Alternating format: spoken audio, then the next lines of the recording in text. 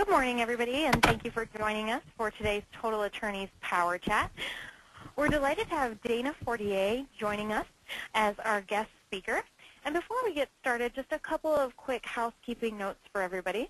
If you have questions for the host, you're welcome to enter those into the chat box inside the GoToWebinar tool, or you can email powerchat@totalattorneys.com. You can also Twitter @totalattorneys or hashtag PowerChat, and we'll get those questions in at the end of today's session.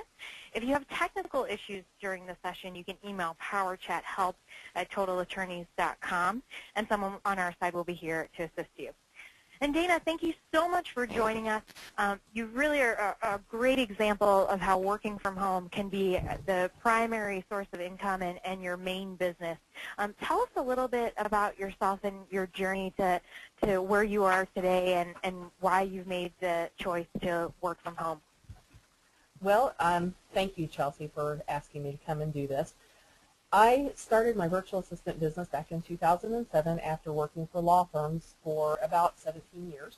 And I did everything from working for a solo attorney, being the everything go-to girl, to managing a litigation department for a large national firm. So within that, I've got a lot of different things that I can do. It just seemed like a natural progression for me, and it got the boost for me to get out of the office and get to home because I was working for a small firm, a little boutique firm, and we lost 40% of our billings in one day.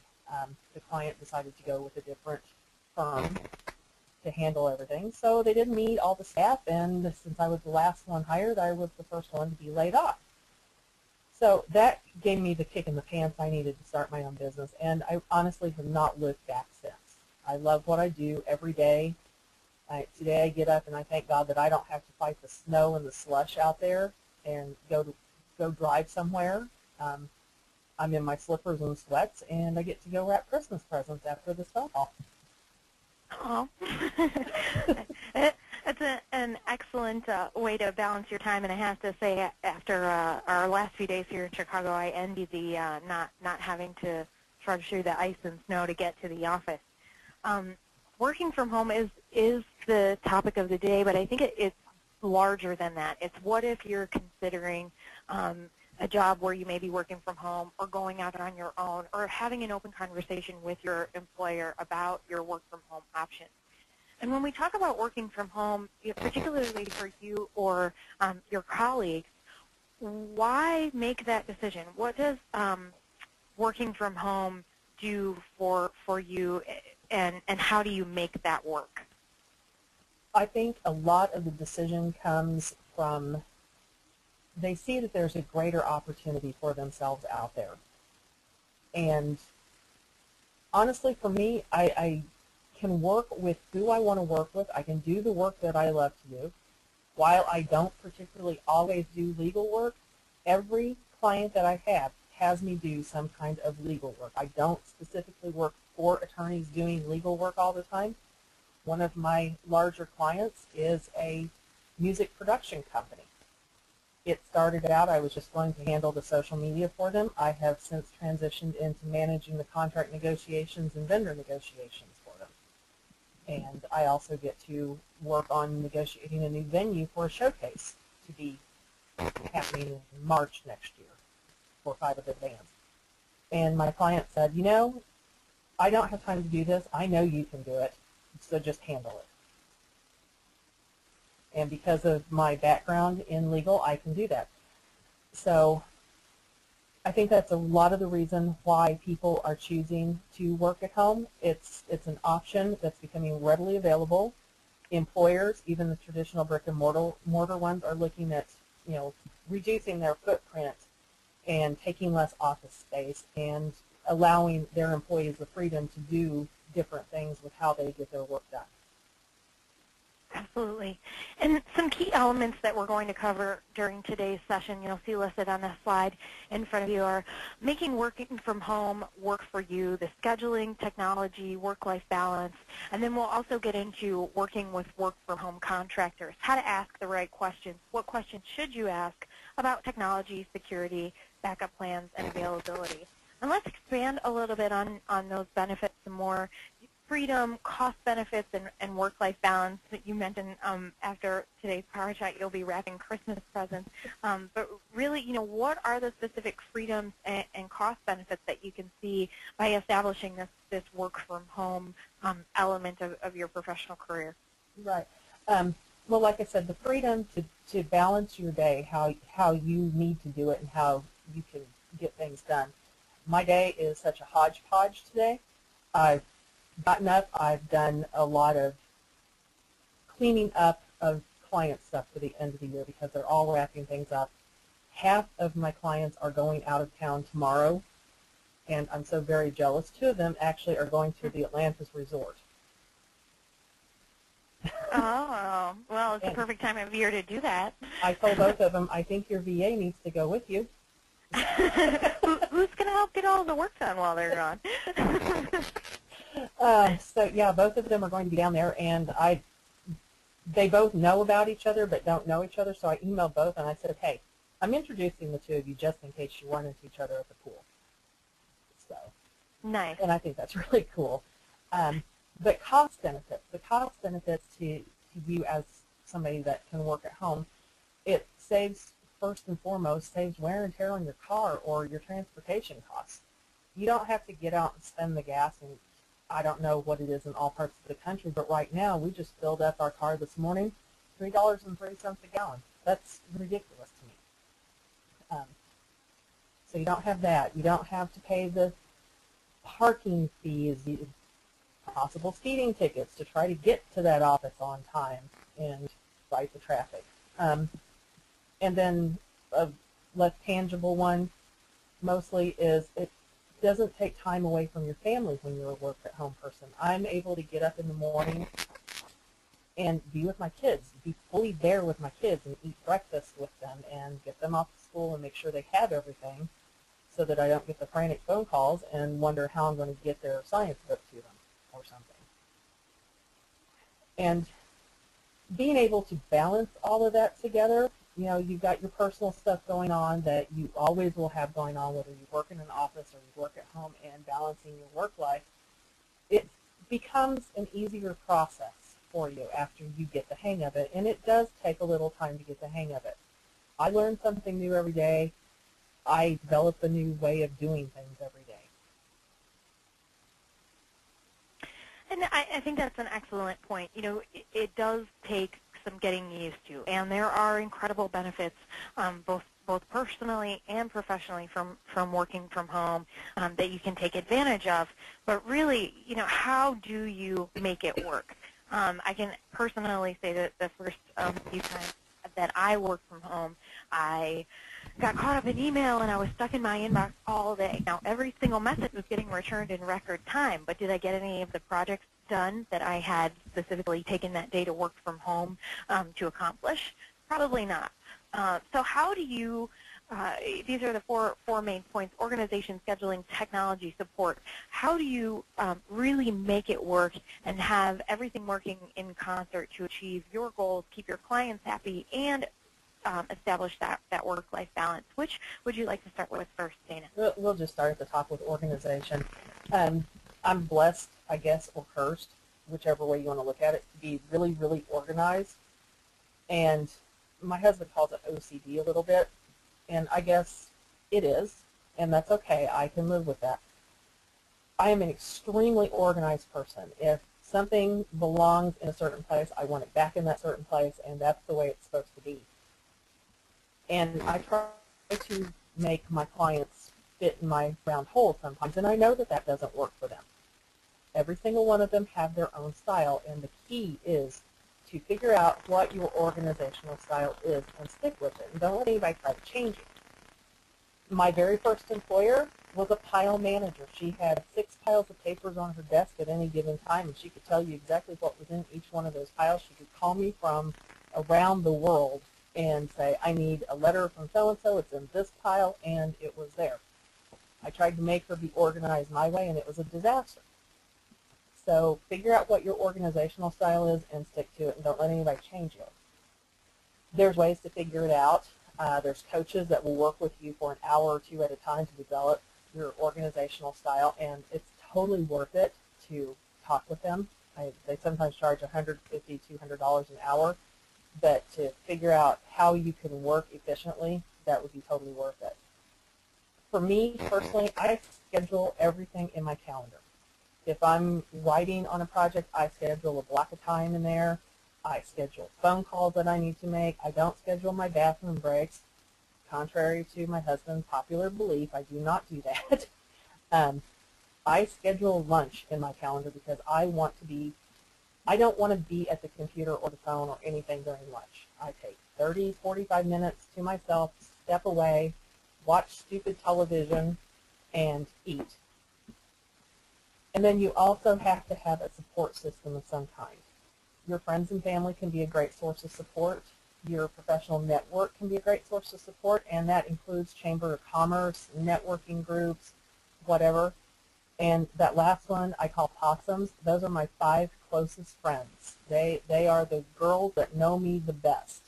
And in fact, one of them is the beneficiary of my business if I ever die accidentally. That's how close we are. And is there a story behind the term possums that you'd like to share with us? Chelsea heard it yesterday. The 6 of us bonded about 3 years ago, and one of my clients referred to them as my posse. And I would say, hey, just to let you know, you guys are my posse, blah, blah, blah. And it just devolved into being called possums. And one of our other group decided, I'm going to look up possums. And she found out that they are incredibly loyal to their own kind, and that's exactly true. We will stand up for each other against any and all foes, whoever they are, be they husbands, family, whatever. And they also are incredibly immune to venom, especially of pit vipers. And that's incredibly true, too, because 2 of us are having an issue with another particular person right now, and we're having to hold the other 4 back from attacking. So, so stay on Dana's good side, everyone. Yeah. Like, stand down, girls. We're all okay.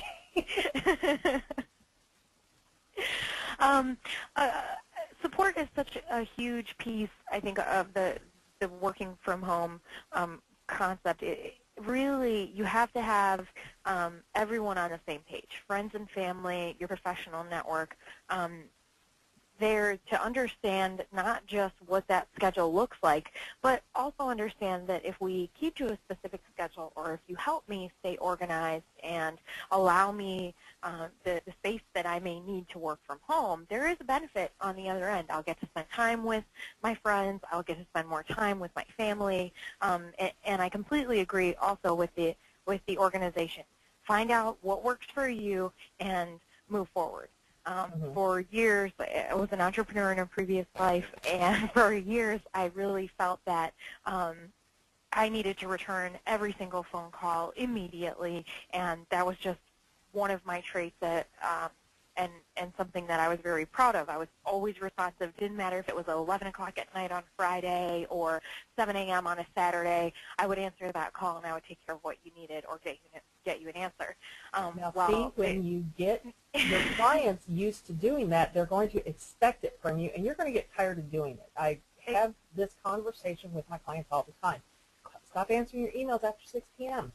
Exactly. Not to mention the detriment that it can do to your personal relationships, whether it be how you make your family feel when you're supposed to be engaged at, say, Christmas dinner, and you're taking a call or you're checking email or things like that. For a while, everyone actually believed that if they were to remove the BlackBerry from my hand, another one would literally grow in its place. So we now have a rule in our house where the phone goes on the charger at 7 p.m. That's email, that's phone calls, everything is in another room. I can't get to it, and it's family time. And I think it's important to identify what those boundaries are, know your weaknesses, and now I can honestly say that all of my calls are being answered 24 hours a day, 7 days a week.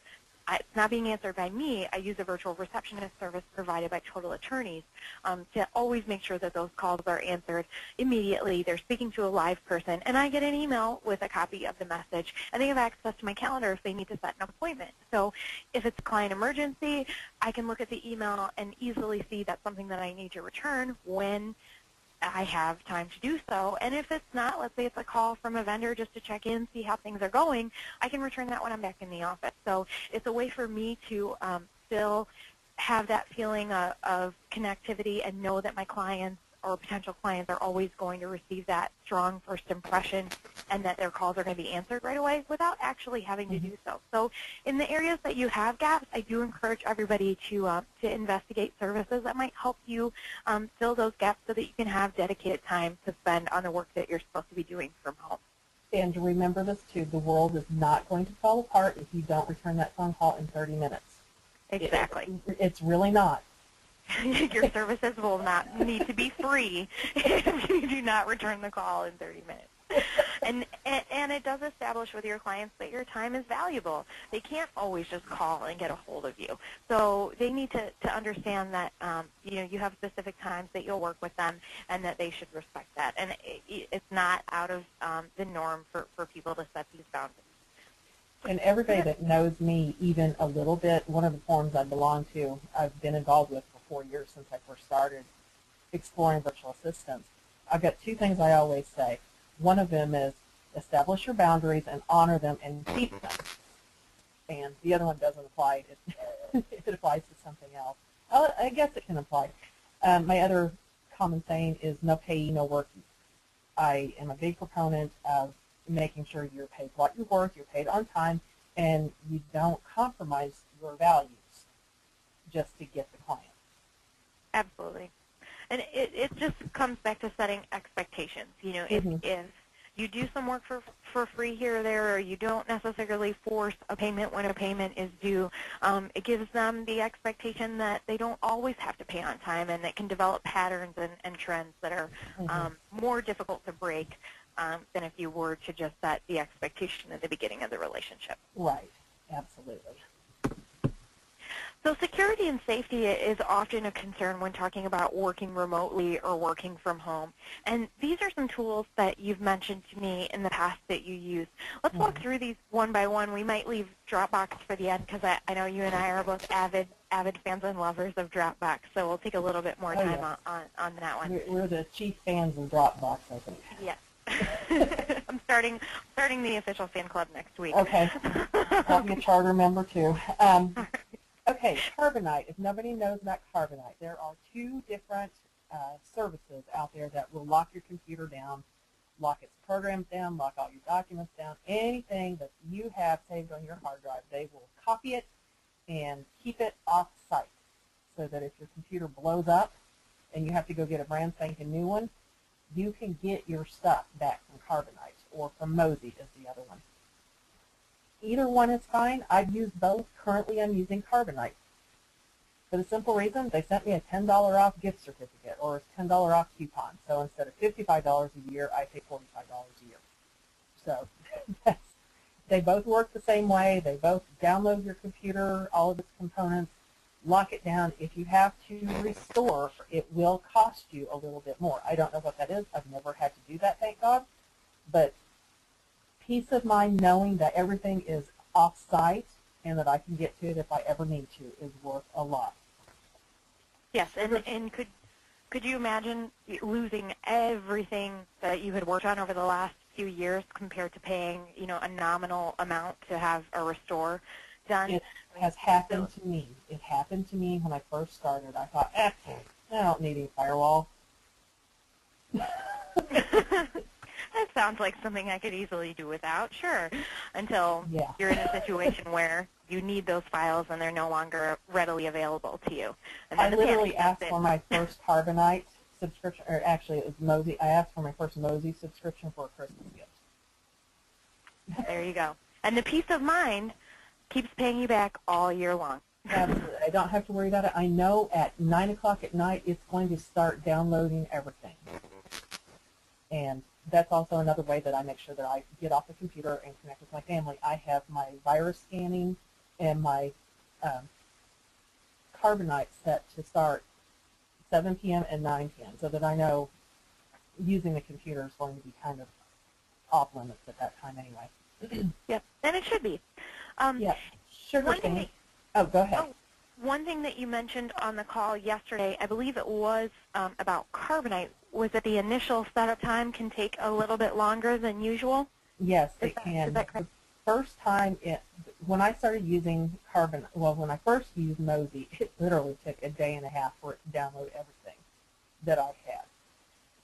And now I think it takes maybe an hour, and it gives you a little green dot when it backs up everything. So you'll see a little green dot when everything is locked down, which makes me feel really good.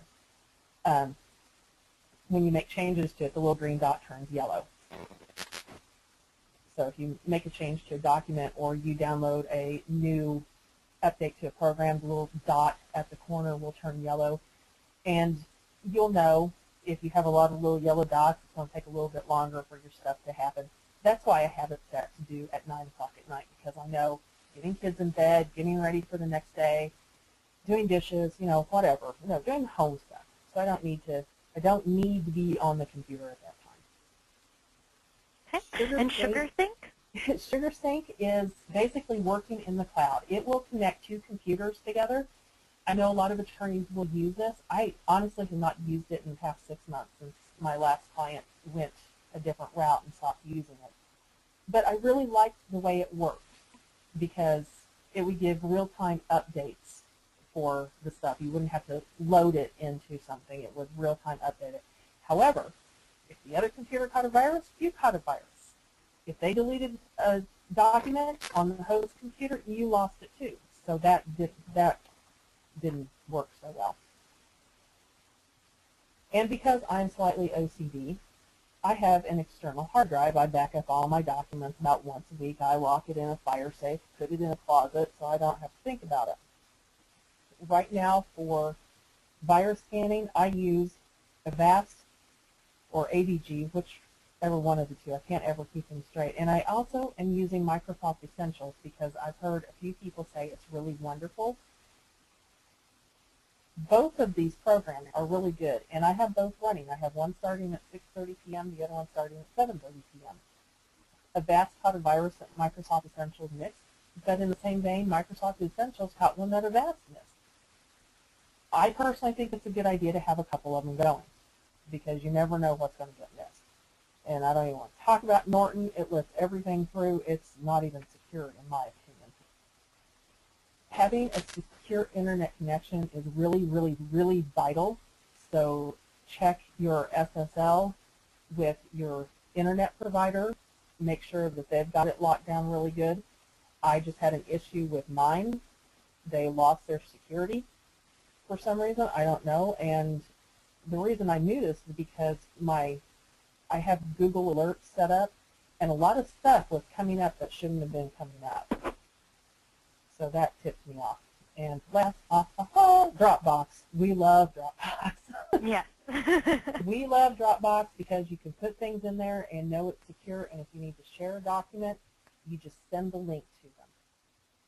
Just last night, I put in all of the transfer documents for my son to change schools because we're moving next week. So I had new registration forms, I had all the doctor stuff, everything that I needed to register him at school. I scanned, stuck it in Dropbox, sent it to the secretary so I wouldn't fax it or physically take it to them. And she called up, she goes, "This is marvelous." She had never heard of Dropbox. She said, "This is going to make my life so much easier." She said, "Why didn't I ever know about this?" And I said, "Because IT likes to keep it quiet sometimes." So she's a convert now, too. I have fallen in love with Dropbox over the last year. I use the mobile application for the iPhone, and I travel pretty extensively. I'm lucky enough to work at a place where we have a large amount of vacation time, so I do try and use that whenever possible. I was in Spain this past summer, and I had been working with two potential clients over the course of the past few months. trying to get them on board. And of course, when I leave the country, that's when they choose to want to set up their account. So just as a practice of habit and always wanting to have everything available to me, I keep everything for new clients and everything that I need to handle current client questions in my Dropbox file. And so I'm halfway around the world. I get a Wi-Fi. I have a Wi-Fi connection in the hotel that I was staying at, and I was able to send everything to the clients that they had asked for, as well as bring on 2 new clients during my time out of the office. So I'm 100% convinced that if I can work remotely from halfway around the world, that we can all work remotely from wherever we are and still accomplish a lot of the same activities that you would need to be on a computer or in an office to execute. Yeah, so, I've got all my marketing materials in Dropbox, so if I have any client that wants to talk to me or anything, I just send them the Dropbox link for the marketing materials. I don't have to, blow up our email with anything. Worry about, do we have the right programs? Everything that I do, I put in PDF format anyway, just as a matter of security, so they can't change it. But yeah, I hold a lot of documents in Dropbox, and that way, if I happen to not be at my computer, I can access it and send it on, like Chelsea was saying. Just do it. Exactly. Absolutely wonderful. I'm sure we could have a whole session just about Dropbox, but we'll keep moving. We'll move on. If you don't use Dropbox, come to Dropbox. We've got your documents here. Yes, and it's free. And it's free. One other item to mention: I've never had to use the paid version. They do give you a large amount of space for free, and then if you exceed that amount of space, you can upgrade to a paid version. But I personally have never needed to do so. Right, and if you convert people over to Dropbox, they give you space. Oh, see? There you go. Organization and scheduling. This is definitely something that is not easily mastered. It is a learning process. And Dana, I'll let you walk us through these points of how do you keep on top of your to-dos, make appointments, get someone to hold you accountable for things, and remember your personal time. Okay. First of all, this goes back to figure out what your organizational style is and stick to it. Yeah, because I have, confessed and said that I'm slightly OCD, I make my to-do list a couple of different ways. First of all, I write it down in a notepad or notebook that I carry pretty much around with me everywhere. It's the size I can also stick in my purse if I need to. So it's, just little ring folders that you buy when school supplies go on sale for 27 cents a notebook. And I guess I'm confessing something else. I carry a large enough purse to carry that in, but I don't carry a whole lot of other stuff either. So I just stick that in there, and I have it with me all the time. It can hold a range of anything. I mean, I wrote in there, try to wrap Danielle Christmas presents. That's my daughter, because she's getting nosy lately, trying to find her Christmas presents. So I figure I'll wrap them while she's at school and then go hide them at the new house, and she won't be able to find them. Because she physically can't go there. That's right. It's 4 miles away. She doesn't have a driver's license. So make your to-do list however way works for you. Like I said, I have it written down, and then I also put it in my Google Calendar because I have access to it on my phone if I ever need to. If you find yourself getting lost in emails or getting lost in social media, make appointments for yourself for the tasks that you need to do on your calendar so that it gives you a little warning bell when you need to go do something else. Something else that somebody I know does, they set the oven timer for an hour at a time to remind them to get up, stretch, get off their butt, and just make contact with other people that might be living in your house with you. If you need to, if you are not the type that's going to stick to a plan and stick with it, get somebody to hold you accountable. I literally have a client who pays me to nag him every day, to either text him, call him, or email him, did you remember to do this? Remember, you've got to do this. I ordered your jacket for your wife for Christmas for you. It's going to be arriving on such and such date. Make sure she's not at the house, and you have to gift wrap it. Yes, that is an email I had today. All of us need reminders for everything. Yeah.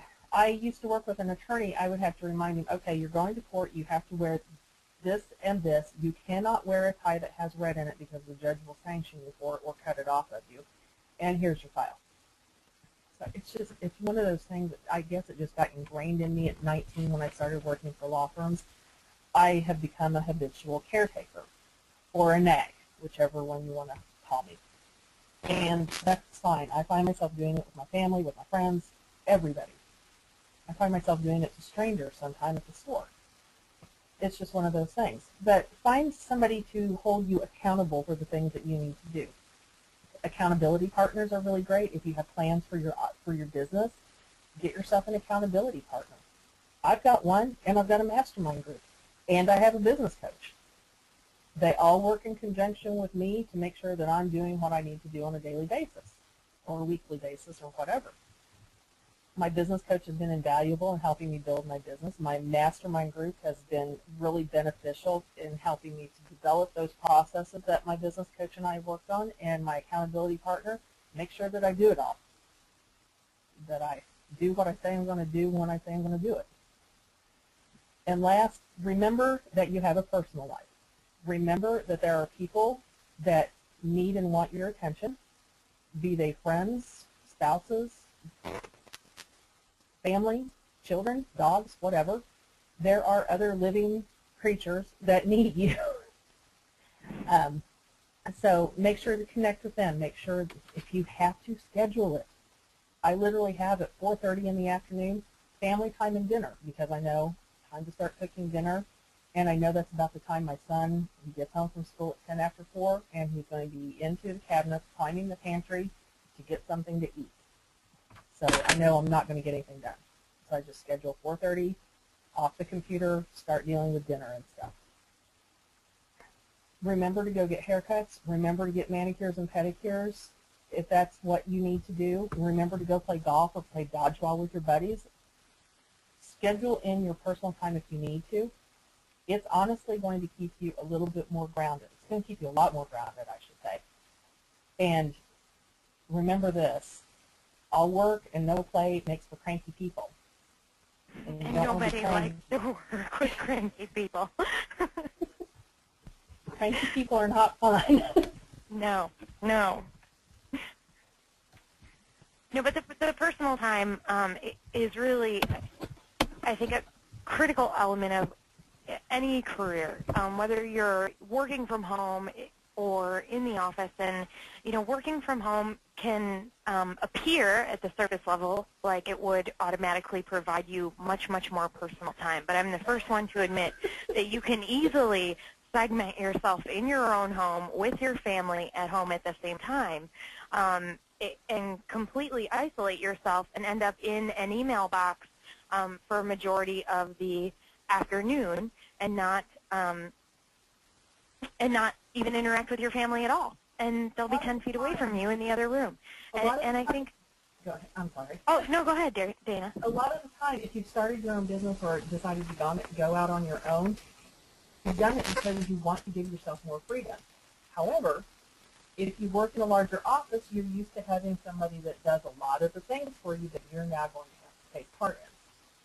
I have to do my own marketing, which is fine. I like doing that. I'm an extroverted introvert or an introverted extrovert, whichever. When you do the Myers-Briggs test, I score like a 0 or a 1 on the extrovert-introvert scale. Everybody I know says I'm an extrovert, but if I have to be around people for a lot, I have to have some cave time of my own. So, where was I going with this, Chelsea? Oh, I remember. You started your business to give yourself some freedom. So you have to realize there are many other hats you have to wear, and you can get lost in doing all of the jobs that you used to rely on others to do for you. For instance, the marketing. Bookkeeping, I hate to test in a poor bookkeeping. I know I have to do a little bit of it, but honestly, I'm at a point where I say, okay, you get to now deal with all of this. Here's my shoebox full of receipts, or whatever. And just realize also you have limitations and work around those. Yes, and I think time boxing is very useful for working from home. I use it in the office. I use it when I work from home. Some refer to the Pomodoro technique, where you actually have a egg timer or an oven timer or a little tomato timer that sits on your desk, and you time box. And for those 25 or 30 minutes, or 45 or an hour or whatever it may be, all you work on is that one task. And this is a technique that I personally use. I know a number of other professionals use it. Rocket Matter writes a considerable amount on using this technique, and it works. You get out of email, you go and you focus on one task, and you work on that one task for that dedicated period of time. And then throughout your day, you have time boxes for personal time. For instance, I have one for walking my dogs, or taking time to have breakfast with my family before my day gets going. But then as soon as you go into the other blocks, you have very specific tasks that you dedicate that time to. And one of them can be returning emails or phone calls.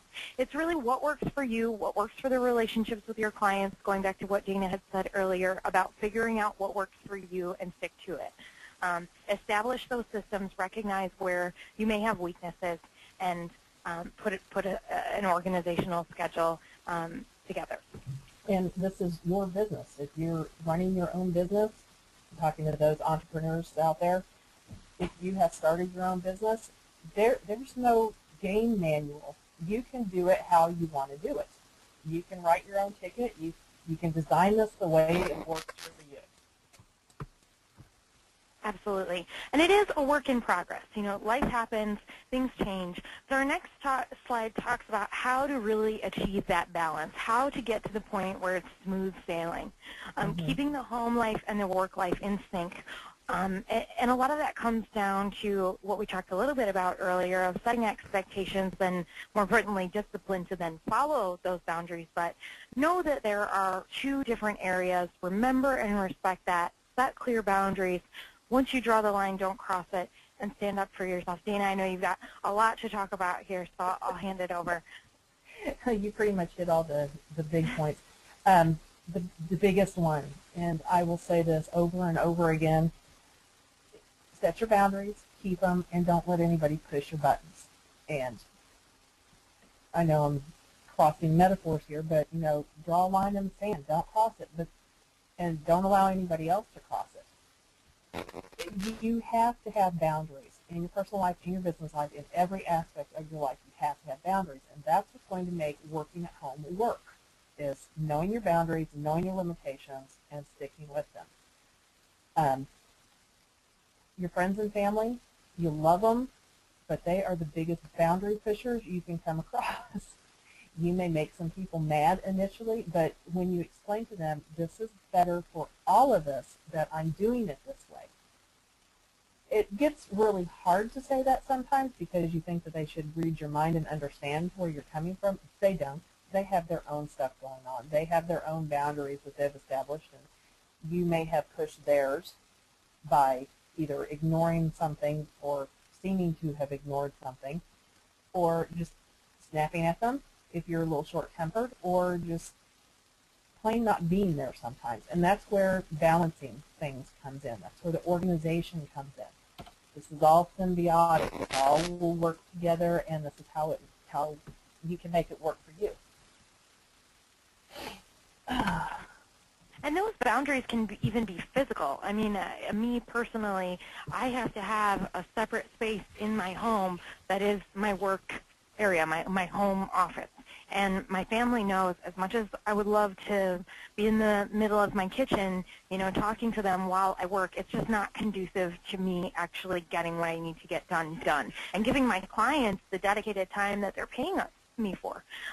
So in that situation, I actually have that physical boundary where if I'm in my home office, I'm working, and I'm not to be disturbed. And when I come out, it's family time. And everyone knows that we can interact, we can laugh, we can talk, we can go walk the dog, we can go run errands, whatever we need to do. But when I'm in that home office, that I need dedicated time, and I'm not to be interrupted. And again, it's just setting that expectation that your time is valuable.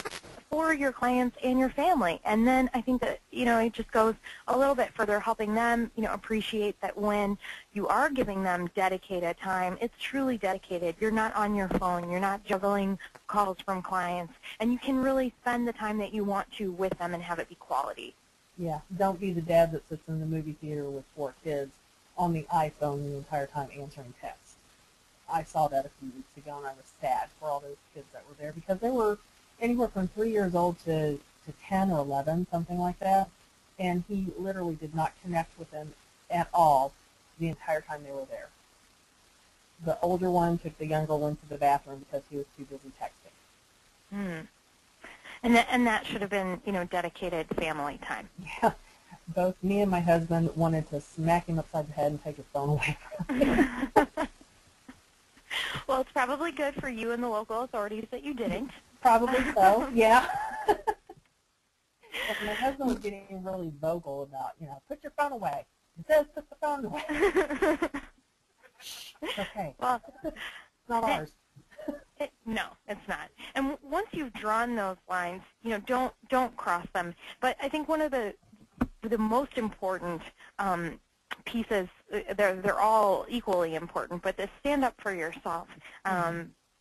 One of the hardest things you mentioned on our call yesterday was, a lot of people have a hard time saying no.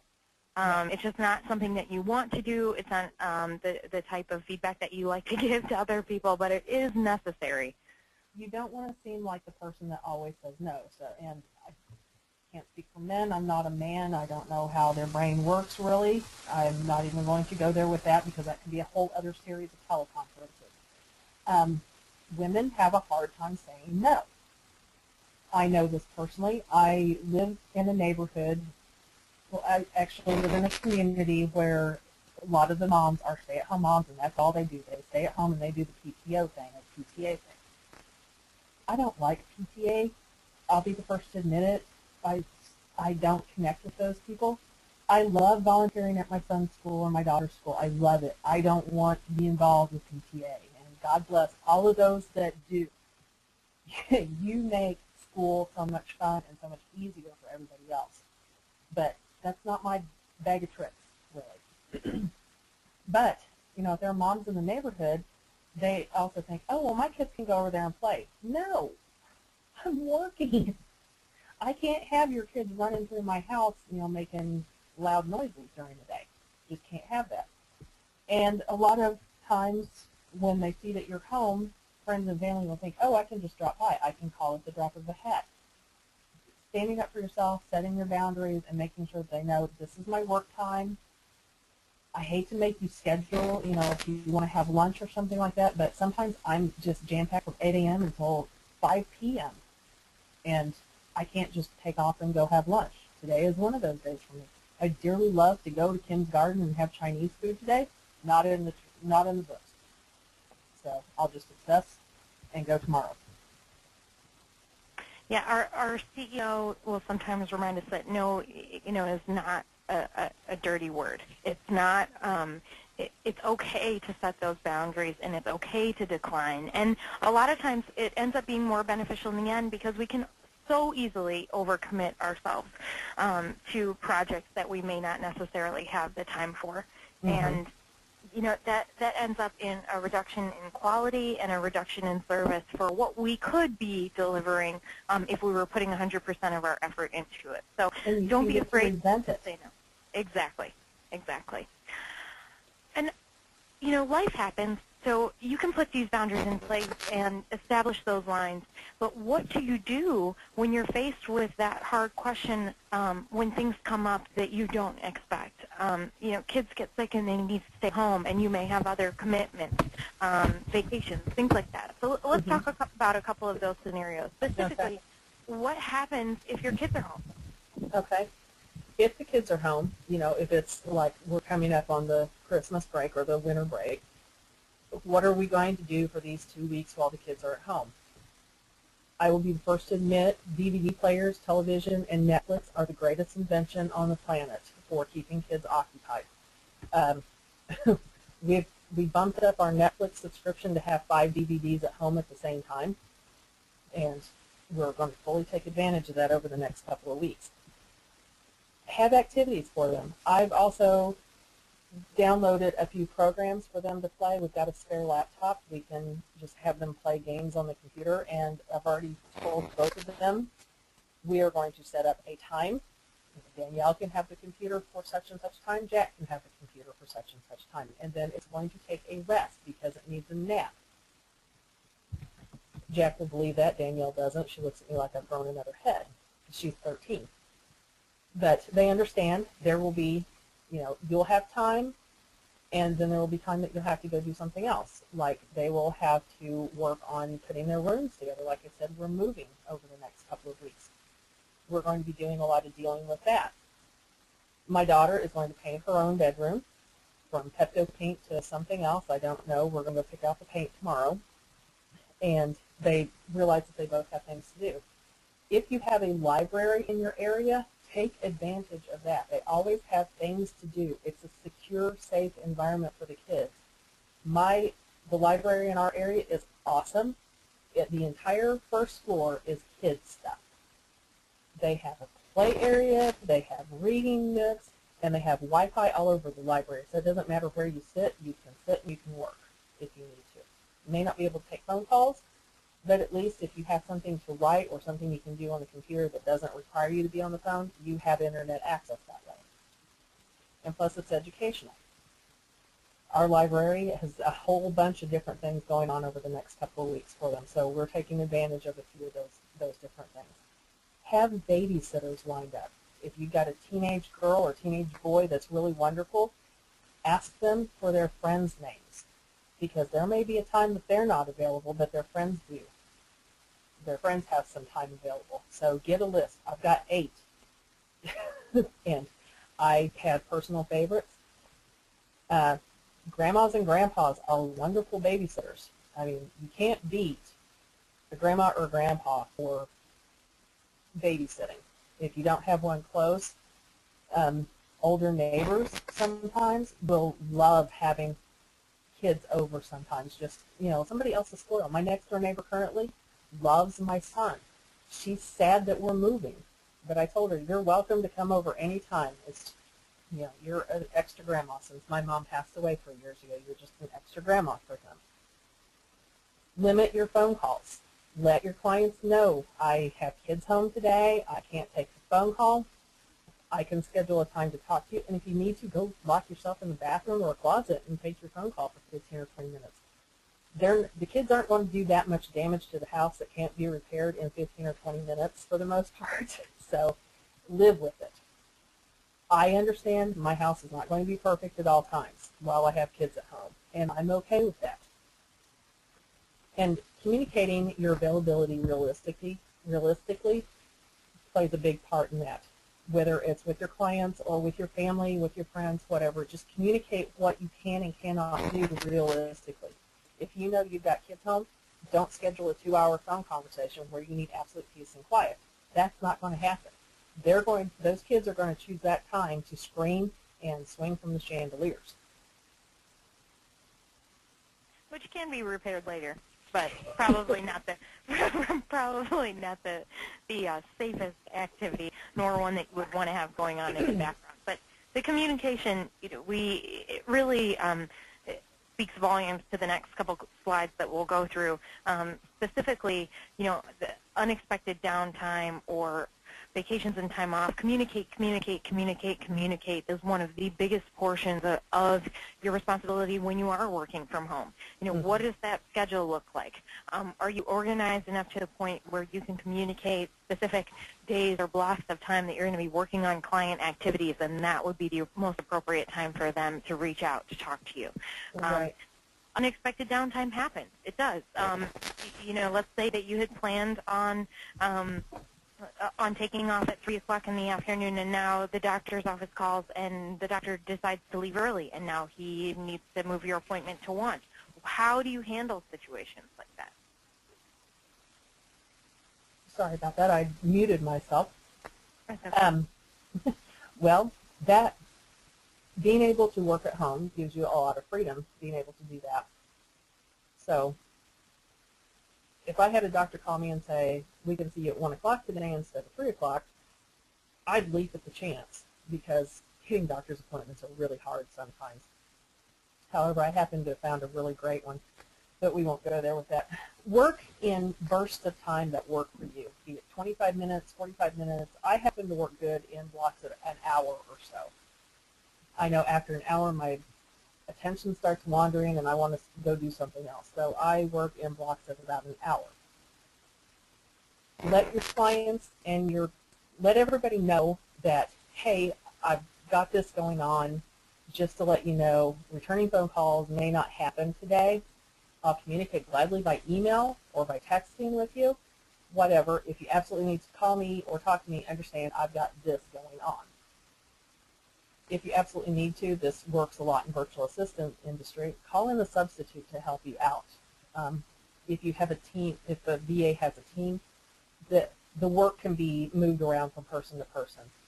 One of my friends has a 13-member team, and she had 2 of her people have deaths in the family at pretty much simultaneously. She was able to move their work around so that their clients didn't know anything had happened. And those VAs were able to take time off, go to the funeral, and deal with all of that stuff without a lot of problems. And as always, communicate. Communication is the key for anything, for being able to work at home, being able to manage your own office time. Communication is the biggest key for anything. And excuse me, the next slide is going to be talking about vacations and time off. And we talk about communication a lot. Advance notice to your clients and to anybody that you have to talk to. Let them know, hey, I'm going to be gone. Your work's going to get done, but just to let you know, anything that absolutely needs to get done, I need by X, whatever date. And make that date a couple of days in advance of leaving, because Murphy's Law says that they're going to give you something at 11:59 p.m. and you're leaving on a 6 a.m. flight the next day. You're either not going to sleep or it's not going to get done. So give yourself a cushion of time on either side of your scheduled time off to get stuff done, get yourself ready to go, and take care of any of those emergencies that do crop up. Train people to help you out if necessary. I've got one client that has to have a certain thing done at a certain time every single day, and I trained somebody to just take care of it. She takes care of it seamlessly. He doesn't know which one of us does it at any given time, and he's fine with that. And plan ahead when possible, and communicate with everybody that needs to know, hey, I'm going to be gone. Things do happen. Like I said, deaths do occur. Sometimes you need to take off to go do some family stuff with funerals, things like that. Just plan ahead, make it as seamless as possible for everybody concerned, and just communicate with them and tell them, hey, I've got this going on. In the matter of a death, people are going to be a lot more sympathetic, and they're going to say, oh, the world's not going to cave in, it's okay, for the most part. Then there's that one out of every 10,000 that says that I need it done now, it's all about me, don't you know? Well, and I think that's an important part, tying back to some of the points we talked about earlier, of making sure that you schedule that time for yourself. It is absolutely necessary that you take time off throughout the year. That mental reset will make you a better person to work with. It will give you that space to really reset, regroup, get some air, and come back to the job refreshed. Communication is key. Personally, I always buffer either a half a day or a day of working from home up against the front or the back of a vacation to either have a little bit of extra time to take care of any loose ends that need to happen before I leave. My clients think that, or I communicate that I'll be out of the office a day or a half a day earlier than I am, whether that be running around taking care of last-minute errands that you need to take care of before you leave on a trip, or training other people in the office to take care of certain functions while I'm away, or just a little extra breathing room so that you don't feel so rushed when it comes time to take a trip or to take time off. It's been said that one of the traits of a good manager, of a strong professional, are the ability to leave and not worry about anything while you're gone, because proper documentation or training or planning has been put in place to allow you to do so. So really think about that before you schedule time off. And as soon as the dates are on the calendar, go ahead and start putting those processes in place. I have certain clients that I notify 30 days, 45 days before I'm leaving. My team knows months in advance before I plan to take an extended trip out of the office. And it just goes a little bit further to help everyone be on the same page while you're out of the office and not panic because they have everything in order. And if they're asked a question while you're away, they can easily handle that. Mm-hmm. And business owners, I'm going to address this next comment to you. You own your business. You make the decisions about everything. You do not need to ask anybody's permission to take a vacation. Absolutely. Do it. You need it. You deserve it. You've worked hard for it. Your family has worked hard for it. So do it. Take your vacation. Go to Cancun or whatever. Yes. So. And our last topic for today, before we wrap up, are working with work-from-home contractors. This is a great way to expand your business or offer your clients services that you may not be an expert or have previous experience in without having to take on additional costs in-house. It's also an excellent way to build that network, that support system of other professionals that you may call in to be a substitute or help when you have an influx of work. And Dana, you're definitely an expert in this area. So let's walk through some of the benefits of work-from-home contractors and then how you vet the partners or the potential relationships that you might take on. Okay. When you find a virtual worker, I'm going to call them VAs or virtual assistants for my ease, you get the benefit of having a huge network of people that can do something for you. My clients know I am the schedule queen. If you want something scheduled, if you want something meshed into your schedule, call me. I will get it taken care of. And they trust that I can do that. They can trust that I can look at their appointments, look at who they need to talk to, and get it put into their calendar, and get it taken care of seamlessly. However, they don't want me to build their website because I will break it. And I know 5 other people that can build beautiful WordPress websites or Joomla-based websites, and I know enough to get me in trouble with building websites. One of my good friends, the ones I was talking about, she's an excellent resource for building WordPress websites. So anytime a client says to me, I need my website built or I need it rebuilt, I say, call Terry. She's the girl you need to talk to. They'll try to tell me, oh, well, can I just tell you? No. Something will get lost in translation. Call her. And the first sentence you need to say is, hi, I'm so-and-so. I'm Dana's client. She told me to call you. So that's what I do with that. Bookkeeping, I hate doing bookkeeping. I can do it. I don't like it, so I give that to somebody else. My clients know that I have this network of people that can fill in and help them out if need be.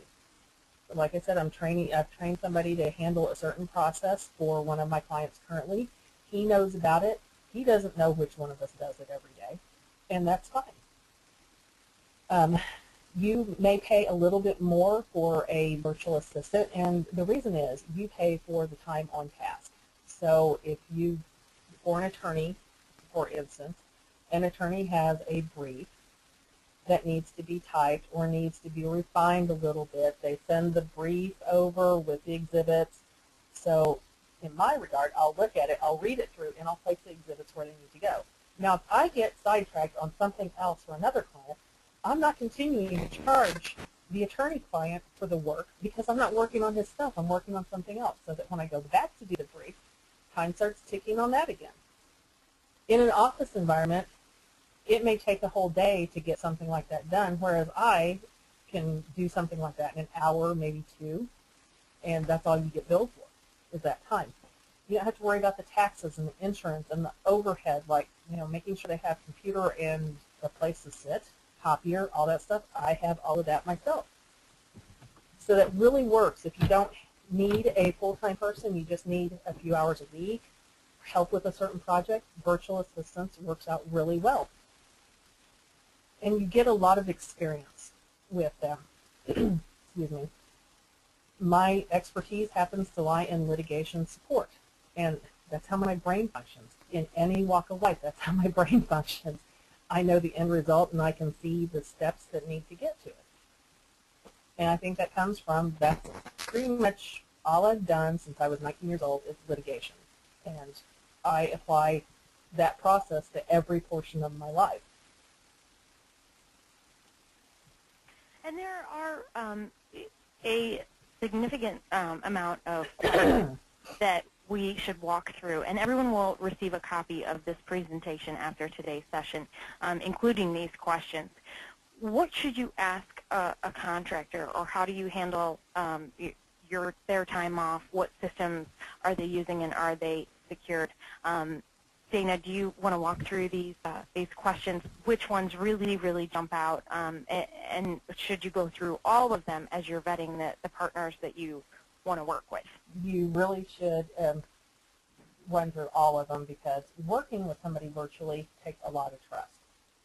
And it's not going to be, you should not, I will tell you this, you should not trust somebody with the keys to your kingdom right off the bat. You don't know them.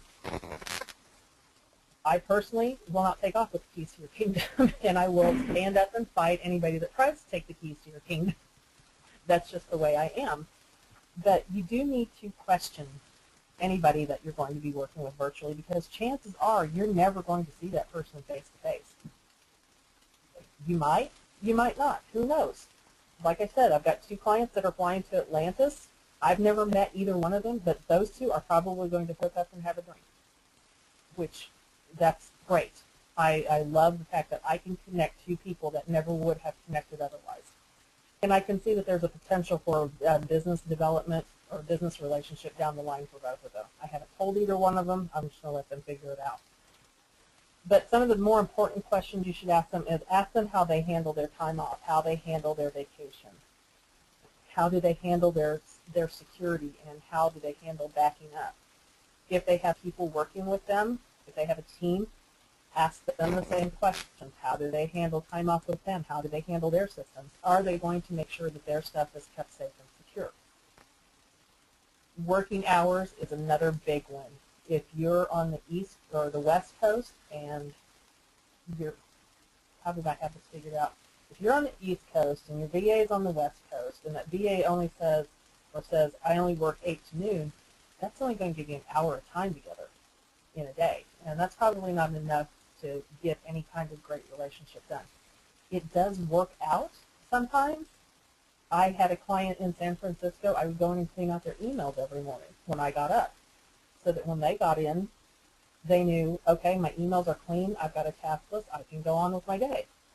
So it can work, but if you need somebody to return phone calls for you from 9 to 5 Eastern time, you're not going to want somebody on the West Coast. So making sure that your working hours mesh is a good one. And overall, it's really finding partners who are going to be a good fit for you and your business and your clients. And I'm sure there are many more questions that our listeners can come up with to add to this list. There are. This is a great starting point. And you should investigate multiple sources and compare the 3, just as if you were going out to buy a car or a home. You wouldn't just buy the first one that you saw. You would look at a few, and you'd figure out which is the best match for what you want to accomplish. And same with an employee. You're not going to hire the first person that walks in the door. Exactly. And while this isn't a traditional employer-employee relationship, you do need to question their work ethic and how they work and how they get things done, and make sure it works for you. Absolutely right. And to recap today what we have discussed, really the 2 sections, working from home can work, and work from home contractors can help you expand your business. Be organized, draw clear lines, have a backup plan, communicate, and set realistic expectations. And when working with partners, choose them carefully. Make sure that you vet security, have a backup plan for downtime, and again, communication is key.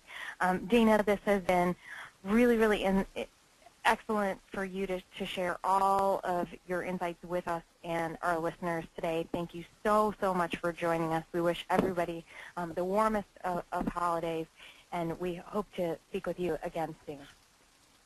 Absolutely. Have a good holiday, everybody, and I really enjoyed it, Chelsea. Thank you.